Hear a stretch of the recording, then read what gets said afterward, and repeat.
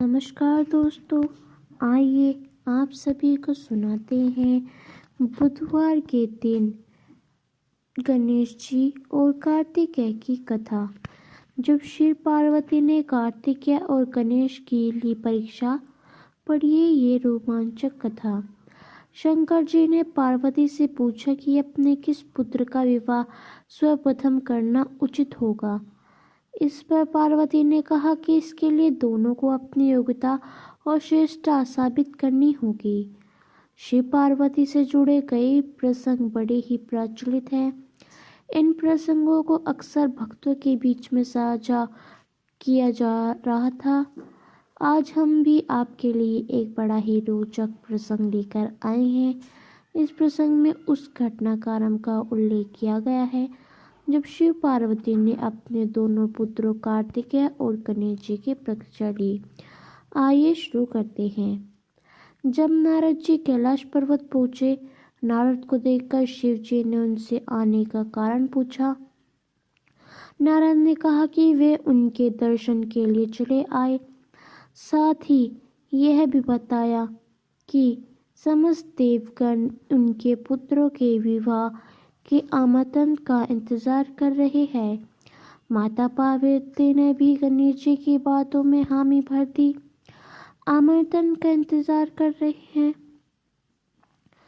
इस पर प्रसंग के मुताबिक शंकर जी ने पार्वती से पूछा कि आपने किस पुत्र का विवाह सर्वप्रथम करना उचित होगा। इस पर पार्वती ने कहा कि इसके लिए दोनों को अपनी योग्यता से साबित करनी होगी। शंकर जी को पार्वती जी का यह विचार पसंद आया। कार्तिकेय और गणेश से कहा कि वे दोनों पृथ्वी की परिक्रमा करके सर्वप्रथम आने वाले को श्रेष्ठ माना जाएगा। कार्तिकेय और गणेश जी इसके लिए सहमत हो गए। कार्तिकेय अपने वाहन मोर पर सवार होकर पृथ्वी की परिक्रमा के लिए निकल पड़े, लेकिन गणेश जी नहीं गए, बल्कि वह अपने माता पिता यानी शंकर जी पार्वती का ही चक्कर लगाने लगे। गणेश जी ने कहा कि जन्म धारण करने वाली प्रत्येक संतान के लिए माता पिता ही पृथ्वी नहीं बल्कि त्रिलोक समान होते हैं।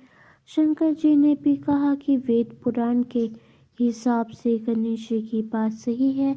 इस प्रकार से गणेश जी इस परीक्षा में अव्वल आए। आइए सुनते हैं गणेश जी की दूसरी कथा। गणेश जी के मेंढक मेंढिका की कथा रामचंद्र जोशी के अनुसार, एक समय एक मेंढक व मेंढकी का जोड़ा था। इनमें से मेंढकी हमेशा भगवान विनायक यानी गणेश जी की पूजा अर्चना करती थी।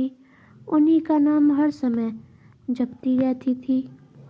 यह देखकर मेंढक को गुस्सा आता। एक बार उसने गुस्से में मेंढकी को कहा कि तू पापी है जो हर समय पुरुष का नाम लेती रहती है। इस पाप को करना बंद कर। धमकी भी दी थी कि यदि आज के बाद विनायक का नाम लिया तो उसका सिर फोड़ देगा। कथा के अनुसार मेंढक की इस बात से गणेश जी उससे नाराज हो जाते हैं। इसके बाद एक दिन राजा की एक दासी आती और दोनों मेंढक मेंढकी जिस पानी में रहते थे उससे एक पात्र में डालकर ले जाती है, जहाँ पर वह उस पानी को चूल्हे पर चढ़ा देती है।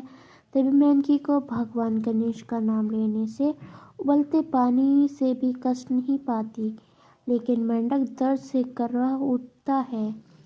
गर्म पानी में भी जो वह मेंढकी को बिना कष्ट के देखता है तो उससे इसका कारण पूछता है। इस पर वह गणेश जी को ही उसका संकट दूर करने वाला बताते हुए मेंढक को भी ऐसा ही करने को कहती है। ये सुन जान बचाने के लिए मेंढक गणेश जी का नाम लेने लगता है। इससे गणेश जी प्रसन्न हो जाते हैं। कुछ देर में ही दो सांड लड़ते हुए वहां पहुंचते हैं और चूल्हे पर चढ़े पानी के पात्र को गिरा देते हैं, जिसके मेंढक व मेंढकी दोनों संकट से मुक्त होकर नदी की पाल में गिर जाते हैं। कथा के अंत में सबके साथ ये कहा जाता है कि गणेश जी महाराज ने जिस तरह मेंढक व मेंढकी का संकट दूर किया, वैसे ही वे सबका कष्ट दूर करें। तो दोस्तों, ये थी हमारी बुधवार के दिन गणेश जी की कथा। आपको कैसी लगी हमें कमेंट करके अवश्य ही बताइएगा।